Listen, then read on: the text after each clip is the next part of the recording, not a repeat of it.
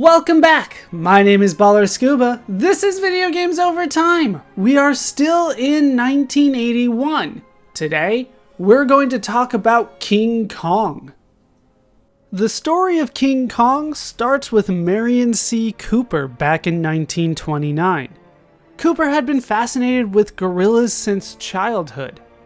In 1929, while directing The Four Feathers, Cooper studied a tribe of baboons in Africa, which inspired him further.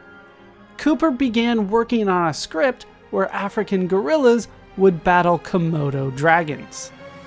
Based on what he felt the studios wanted, Cooper narrowed the scope to have just one gorilla in the script. He also included a woman, as critics had said his films lacked romance.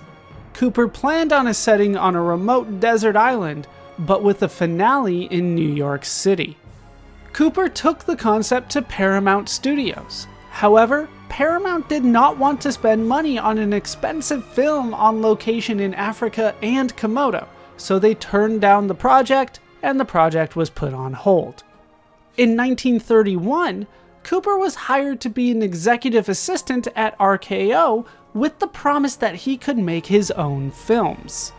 He began working on The Most Dangerous Game first, a 1932 film about a hunter who decides to hunt humans for sport on a jungle island.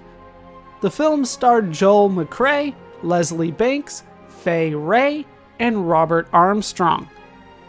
Once a director for the film had been chosen and filming was underway, Cooper turned his attention to another RKO project, Creation. Creation was a fantasy project about a group of travelers shipwrecked on an island of dinosaurs.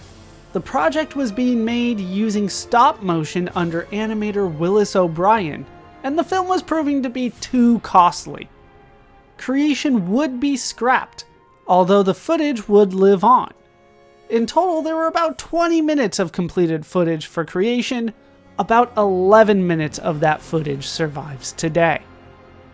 Merian C. Cooper was inspired by both The Most Dangerous Game and Creation. Cooper felt that he could use the set built for The Most Dangerous Game for his gorilla movie. He also scrapped the idea for the Komodo dragons and replaced them with dinosaurs. That way, the already existing footage from Creation could be used for his movie. This would greatly decrease the cost of his planned film.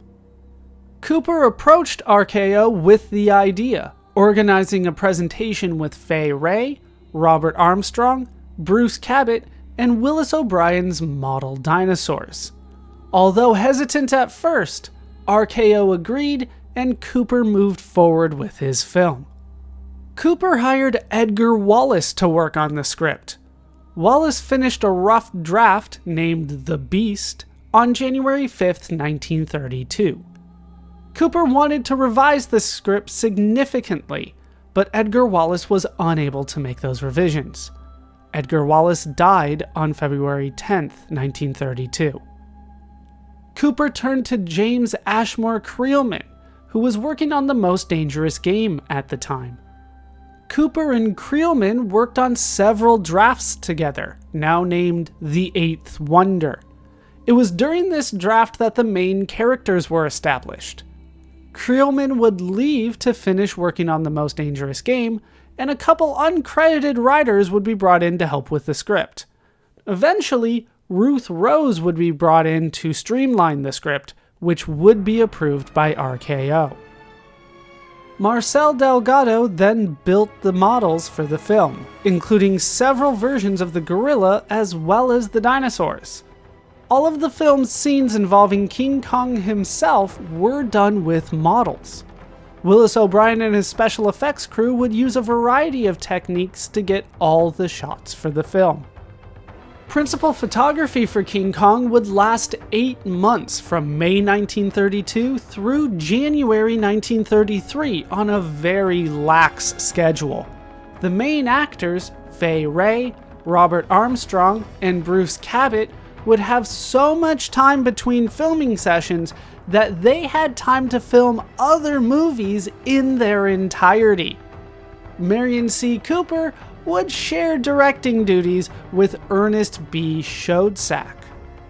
Max Steiner would be hired to work on the film's score. RKO originally hired Steiner to reuse music from other films in order to save cost.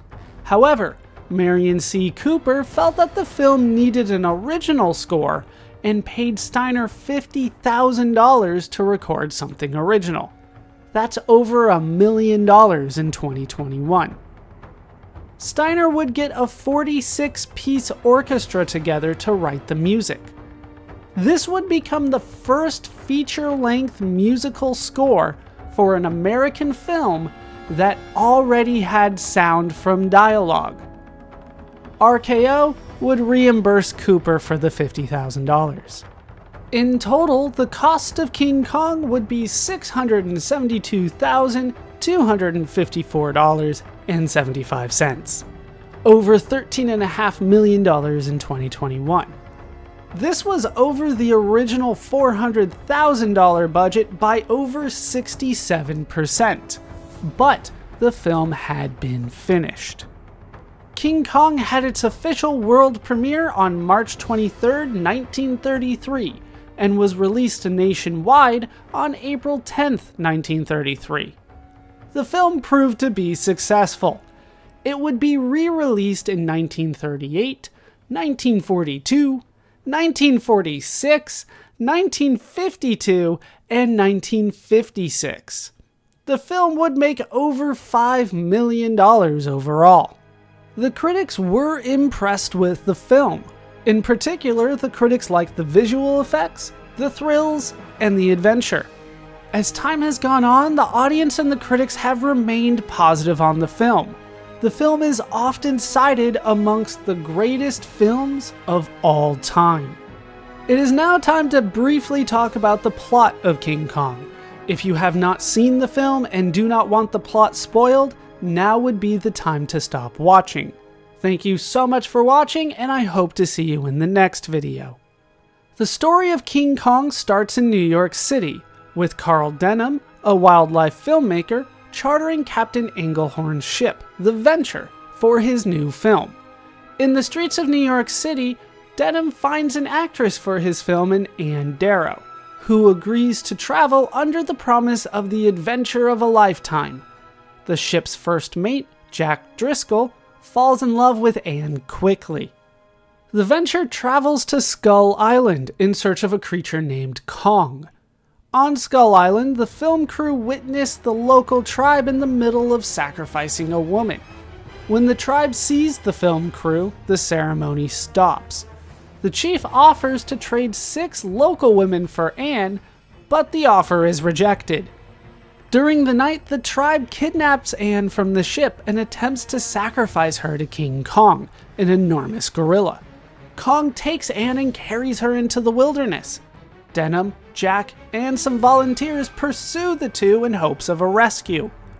The rescue team encounter dinosaurs while in pursuit, and all but Jack and Denham are killed.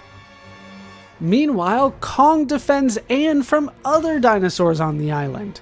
While Kong is distracted, Jack reaches Anne and attempts to climb down a vine. Kong tries to get them back, but they manage to escape back to the village. Kong follows them, rampaging through the village until Denham knocks Kong unconscious with a gas bomb. Kong is taken to New York City and presented on Broadway while in chains as King Kong, the 8th wonder of the world. Anne and Jack are brought on stage and the cameras start flashing, enraging Kong, who breaks free and is now loose in New York City. Anne is moved to a hotel on a high floor to try and keep her safe. Kong scales the hotel and finds Anne. He grabs her out of the room, rampages through the city, then climbs the Empire State Building. At the top, Kong is attacked by 4 airplanes. Kong is able to destroy 1 plane, but finally gives in to the attack.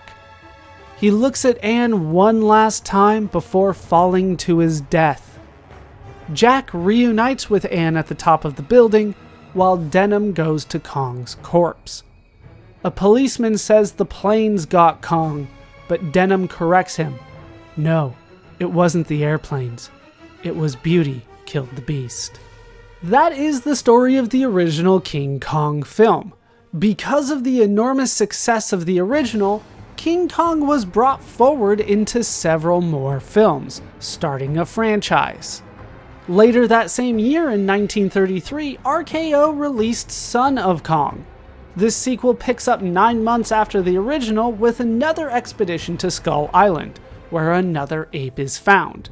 This film was met with mixed reviews from the critics and only made a slight profit. Toho, a Japanese film company, then made King Kong vs. Godzilla in 1962, a crossover between King Kong and Toho's most famous monster, Godzilla. King Kong vs. Godzilla proved to be successful. Then, from 1966 to 1969, Rankin Bass, an American production company, and Toei Animation, a Japanese animation company, would produce the King Kong show for television, which proved moderately successful. Based on the King Kong show, Toho would release King Kong Escapes in 1967, in which Kong fights a robot version of himself named Mechani-Kong. The film would prove successful, although the critics were mixed on the film.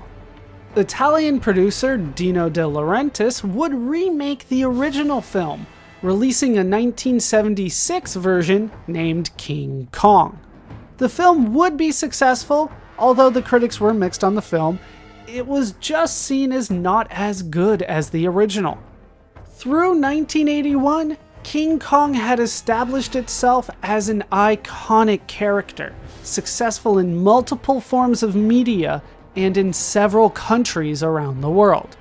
The premise of a giant gorilla, including the premise of that gorilla being in a metropolitan city with an attractive human woman, would become part of the public consciousness. It was only a matter of time before these ideas translated to video games. That will do it for the story of King Kong for now. My name is Baller Scuba. This has been Video Games Over Time. Thank you so much for watching, and I hope to see you in our next video when we'll add barrels to the equation.